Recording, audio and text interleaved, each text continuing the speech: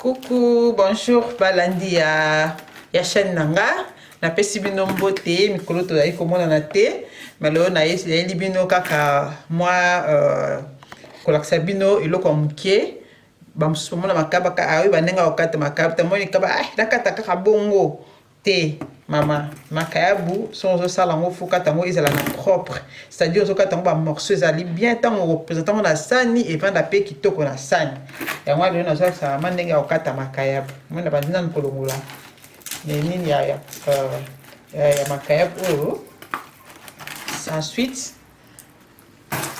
nandisi kokata makayabu na ngai oyo eza makayabu ya ambassade. Makayabu oyo babengi yango na français na kombo ya la mori yango nazalaki sabina ndenge nini ya kokata yango oyo eza mosusu to apres po biso na toyaka na compte la makayabu tobengaka yango bitolo oyo ezali makayabu ya bitolo te oyo eza ambassade yango wana nakona ndenge nini ya kokata makayabu na ngai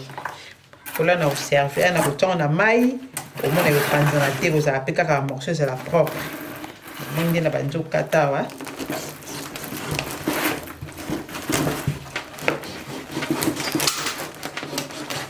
Même ba morceau evandi propre.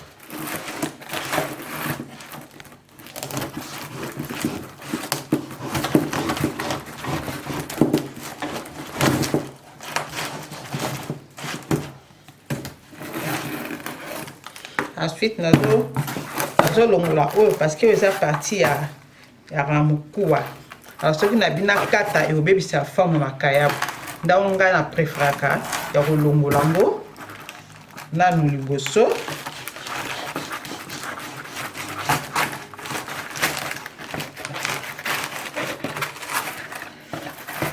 lomonde na longoli yango awa pe na kolongola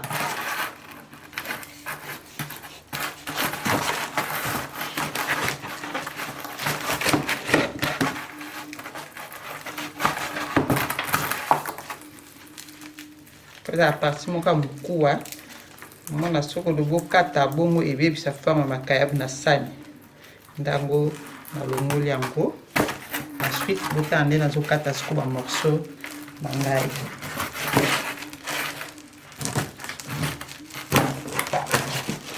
moni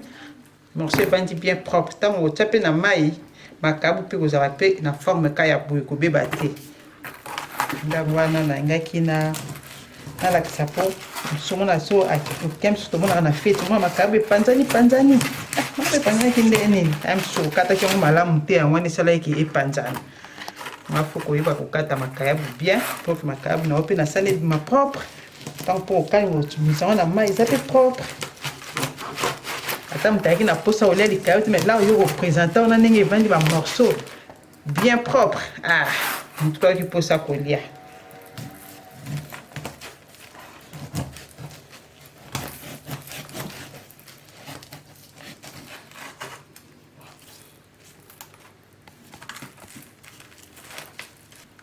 Kata meza makayabu ya misuni oyeba kokata yango malamu sino te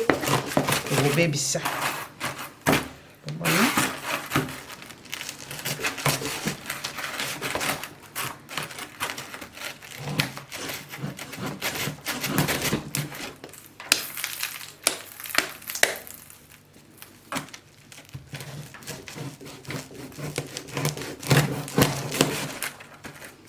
makayabu ebimi propre.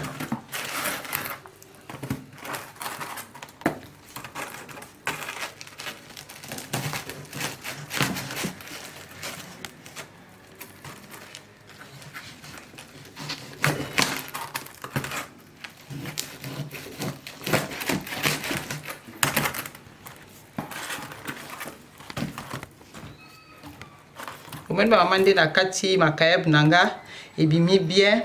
ba morceaux ezali carré bien propre rectangle moko bien donc soki po otia yango mpe na mai okomona pe ekobima pe ya kopanzana te ndango na meki bino ka mwa nini ya moke lelo mwa video nasali bino ya moke mpona kolakisa kaka ndenge nini ya kokata makayabu